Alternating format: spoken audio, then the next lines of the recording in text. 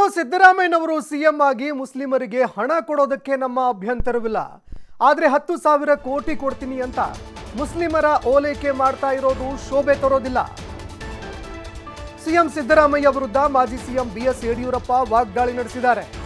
ಅವರ ಹೇಳಿಕೆಯಿಂದಾಗಿ ಹಿಂದೂಗಳ ಆಕ್ರೋಶಕ್ಕೆ ಅವಕಾಶ ಆಗ್ತಾ ಇದೆ.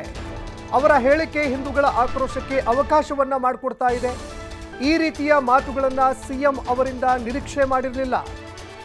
ಈಗಾಗಲೇ ಅವರ ಹೇಳಿಕೆ ಮಠಾಧಿಪತಿಗಳು ಸೇರಿ ಎಲ್ಲರೂ ಕೂಡ ಖಂಡಿಸ್ತಾ ಇದ್ದಾರೆ. ಇನ್ನು ಉನ್ನತ ಹುದ್ದೆಯಲ್ಲಿ ಇರುವಂತವರು ಏನಾದರೂ ಮಾತನಾಡುವಾಗ ಎಚ್ಚರಿಕೆ ವಹಿಸಿ ಮಾತನಾಡಬೇಕು ಅಂತ ಮಾಜಿ CM BS Yediyurappa CM Siddaramaiah ಅವರ ಹೇಳಿಕೆಗೆ ಸಂಬಂಧಪಟ್ಟಂತೆ ಹೇಳಿಕೆಯನ್ನು ಕೊಟ್ಟಿದ್ದಾರೆ.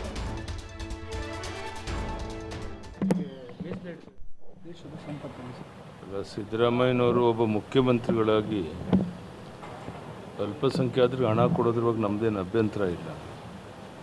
ಆದರೆ ಅದನ್ನೇ ದೊಡ್ಡದು ಮಾಡಿ ನಾನು 10,000 ಕೊಡ್ತೀನಿ ಅಂತೇಳಿ ಅಲ್ಪಸಂಖ್ಯಾತರನ್ನು ಓಲೈಸುವಂಥ ಕೆಲಸ ಏನು ಮಾಡ್ತಾಯಿದ್ದಾರೆ, ಇದವರು ಶೋಭೆ ತರೋದಲ್ಲ. ಮತ್ತು ಇದರಿಂದ ಹಿಂದೂಗಳ ಆಕ್ರೋಶಕ್ಕೂ ಒಂದು ರೀತಿಯ ಅವಕಾಶ ಆಗುತ್ತೆ. ಈ ರೀತಿಯ ಮಾತುಗಳನ್ನು ನಾನು ಮುಖ್ಯಮಂತ್ರಿ ನಿರೀಕ್ಷೆ ಮಾಡಿರಲಿಲ್ಲ. ಈಗಾಗಲೇ ಅವರ ಹೇಳಿಕೆಯನ್ನು ಮಠಾಧಿಪತಿಗಳು ಸೇರಿ ಎಲ್ಲರೂ ಖಂಡಿಸಿದ್ದಾರೆ.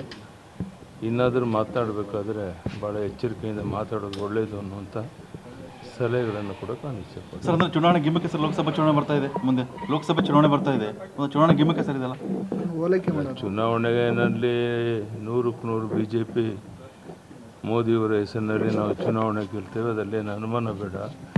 ಈ ರೀತಿ ಓಲೈಕೆ ರಾಜಕಾರಣದಿಂದ ನಾವೆಲ್ಲ ಚುನಾವಣೆ ಗೆಲ್ತೇವೆ ಅನ್ನೋ ಭ್ರಮೆಯಲ್ಲಿದ್ದರೆ ಅದು ಸಾಧ್ಯ ಇಲ್ಲ. ನಿಶ್ಚಿತವಾಗಿ BJP ಪರವಾದ ವಾತಾವರಣ, ಮೋದಿಜಿಯವರ ಪರವಾದ ವಾತಾವರಣ ನಾವು ಎಲ್ಲ ಲೋಕಸಭಾ ಕ್ಷೇತ್ರನ ಗೆಲ್ಲಕ್ಕೆ ಪ್ರಯತ್ನ ಮಾಡ್ತಾ ಇದ್ದೇವೆ. 100ಕ್ಕೆ 100 ಅದರಲ್ಲಿ ಯಶಸ್ವಿ ಆಗ್ತೇವೆ ಅನ್ನೋ ವಿಷಯ.